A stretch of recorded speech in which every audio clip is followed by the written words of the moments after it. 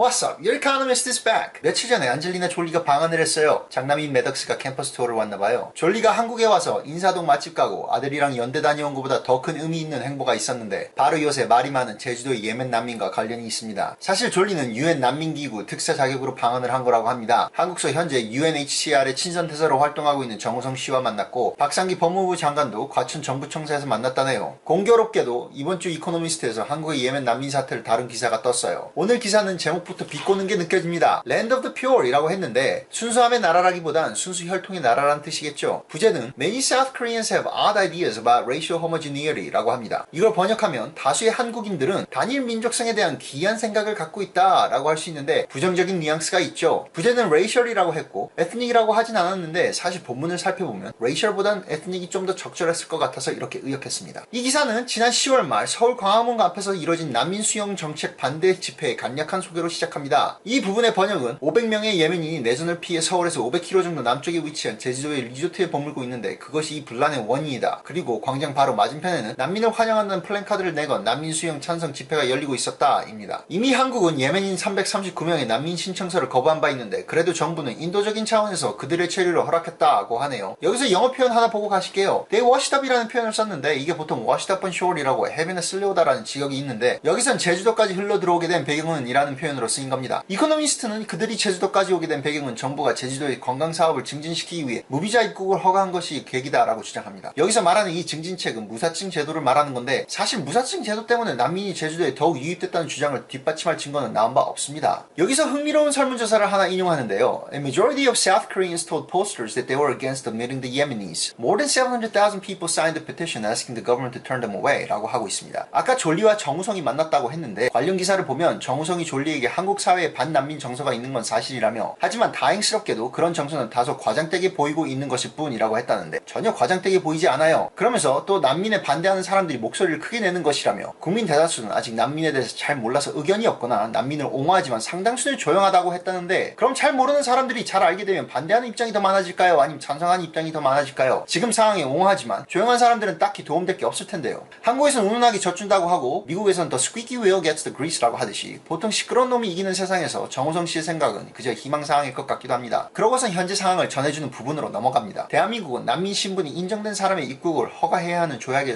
서명했음에도 정부는 여론에 무릎을 꿇었다. 난민 인정 신청을 거부하고 최근에는 제주 무비자 입국 불허국에 예멘을 비롯한 파키스탄이나 소말리아 등의 무슬람 국가를 포함시켰다. 라는 것이 이 부분의 번역이고 바로 나아가서 이것은 다문화성이 증가하고 있음에도 불구하고 한국엔 아직도 편견이 뿌리 깊게 자리하고 있음을 반증하는 일례이다 라고 포문을 열며 단일 민족성은 일제 식민지 시대를 겪으며 한국 문화의 상실을 막아주는 방어책과 같은 역할을 했다. 한국의 학생들은 지금도 학교에서 모든 한국인은 동굴에서 마늘을 먹고 신에게 간택되어 여자로 변한 사람을 어머니로 둔 단군왕의 후손이라고 말하는 단군 신화를 학교에서 배우고 있다라고 하는데 일제시대와 단군 신화가 단일 민족성이 강한 것과 무슨 관련이 있는지 모르겠어요. 독일도 식민지 시대를 겪어서 순수 혈통 사상이 강했었나? 북유럽 국가들은 토르의 자부심이 강해서 단일 민족 국가입니까? 아프리카 나라들의 외지인 배타적인 성향은 한국처럼 식민지 지배 역사가 있어서 그런가요? 이 부분도 좀 헛소리 같아요. 두 번이나 갸우뚱하게 한 기사라서 기대는 안 했는데 갑자기 훅 들어와서 수긍을 할 수밖에 없었던 부분이 있긴 있었습니다. 근데 바로 이 부분입니다. But the conflation of race, ethnicity, and nationality lingers, says Shin Gi-wook of Stanford University. The Korean idea of multiculturalism is very assimilationist. It allows people to pretend that a family where the woman is from, say, Malaysia is not really multi-ethnic. 우리가 반추해볼 필요가 있는 메시지를 던져주고 있어요. 번역하자면 스탠포드 대학의 신기욱 씨는 하지만 인종, 민족성과 국적의 진정한 융합은 지지부진합니다. 한국의 다문화성을 향한 태도는 굉장히 동아주의적입니다. 예를 들어 말레이시아 여성이 있는 가정을 다민족 가정이 아니라고 주장하는 것이 가능합니다. 라고 전했다 정도로 번역할 수 있는데 공감은 가는 부분이에요. 우리는 예로부터 소속 집단의 노가들 일부가 되는 획일주의를 강조해왔어요. 한국에 사는 외국인에게 한국 문화에 동화되는 것을 반강요해온 것도 사실입니다. 그래서 말레이시아 며느리에게 한국말을 하도록 강요하고 명절 땐 전을 부치길 바랬겠죠. 어떤 면에서는 일반적인 한국인보다 더욱 한국스러워서 다문화라고 할 수가 없어요. 미국 방송에 한국서 이민 온 사람이 난 햄버거가 너무 좋아서 냉동실이 햄버거 패티로 가득하다 라고 하면 미군이 몇 명이나 대견하다 긍정적이다 라고 할까요? 더 와닿게 역설을 하자면 똑같은 그 한국 사람이 난 김치가 없으면 밥을 못 먹어서 김장을 백포기한다 라고 했다면 미국 사람이 몇 명이나 저 새끼는 부적응자네 우리 문화를 받아들이지 못하네 김치 계속 먹을 거면 니네 나라로 가라 그럴까요? 하지만 한국에선 그런 반응이 꽤 있었을 거라 생각합니다. 이건 난민 문제를 떠나 다양성을 접근하는 우리의 방식과 태도를 잘 고찰시켜주는 부분이라 수긍이 됩니다. 여튼 이코노미스트가 이런 통찰을 바탕으로 이어나가는 주장은 아랍권이나 무슬람 남성들은 동화하는 거리가 먼 사람들이다. 예멘 난민을 가장 강력히 반대하는 사람들은 30대 미만의 여성들이며 그들은 무슬람 난민들은 여성 혐오자일 가능성이 크며 난민들이 지금껏 이뤄온 여성 권리 업적을 후퇴시키는 일을 초래할 수도 있다고 걱정한다라고 번역되는데 정말 얼마나 병신이면 이런 결론을 낼 수 있을까요? 완전 궤변이죠. 500명, 5,000명, 아니 5만 명의 무슬람들이 난민으로 정착을 해도 참정권이 거의 없을 그들은 5천만의 정책을 뒤엎을 수 없어요. 그리고 무슬람들의 여성 혐오는 폭력적이기 때문에 문제가 되는 겁니다. 이코노미스트가 좀 솔직할 필요가 있었던 부분이에요. 극이슬람교의 반여성, 남성 우월주의는 폭력적이기 때문에 그 어떤 나라의 여성은 물론 아내와 딸과 누나와 여동생을 가진 모든 사람은 그런 문화의 가치를 두고 있는 사람들을 환영할 수가 없다고 결론을 내리는 게 차라리 설득력이 있어요. 인과성이 취약한 논리로 질질 끌던 기사는 끝으로 2012년부터 2016년 한나라당의 공천을 받아 국회의원직에 재직했던 이자스민의 말을 인용하면서 끝을 맺었습니다. 뭐 이건 언급할 가치도 없는 부분이라 생략하겠습니다. 사실 이코노미스트가 취재를 제대로 안 한 부분이 있는데 우리나라는 유엔 협약이나 의정서 때문에 이 사람들을 받지도 못하고 쫓아내지도 못하는 상황에 직면한 것이 아닙니다. 주변에서 자주 인용되는 유엔 협약은 2차 대전 이후 냉전에 접어들면서 경제적으로 부유하고 동유럽의 영향력을 행사할 필요가 있던 서방 국가들이 체결한 협약이라 사실 현재 상황과는 그 취지부터 괴리가 있습니다. 함정은 한국은 아시아에서 유일하게 독자적인 난민법을 가진 국가예요. 이거 2012년에 시행된 법안인데 이 법으로 인해 genuine refugee가 displaced person과 illegal immigrant 사이에서 혼동되어 도움을 받고 있지 못하는 겁니다. 이 법의 구멍 때문에 경제적 목적 또는 국내 체류 방편으로 악용하는 사례가 생기는 것이고 그런 것이 누적되어 잠재적 범죄인의 유입으로도 이어지는 거죠. 그냥 막연하게 유엔 협약에 사인했잖아, 인도주의적인 차원에서 도와줘야지 라는 주장을 펼치는 사람들은 사실 이런 정의도 개념도 구분도 없어요. 그냥 불쌍한 사람이니까 도와주자는 건데 무작정 그렇게 때를 쓰기엔 설득력도 논리도 인센티브도 너무 부족합니다. 마지막으로 영상 제목을 풀어볼게요. 이코노미스트 기사가 한국인들은 민족 단일성에 대한 아드 아이디어를 갖고 있다고 비꼬았는데 아드의 반대인 이분을 이용해서 이 아단 아이디어가 우리의 문화와 가치와 사회를 지탱하고 온전히 유지시켜준다는 의미에서 What you call an odd idea keeps us even killed라고 제목을 지은 겁니다.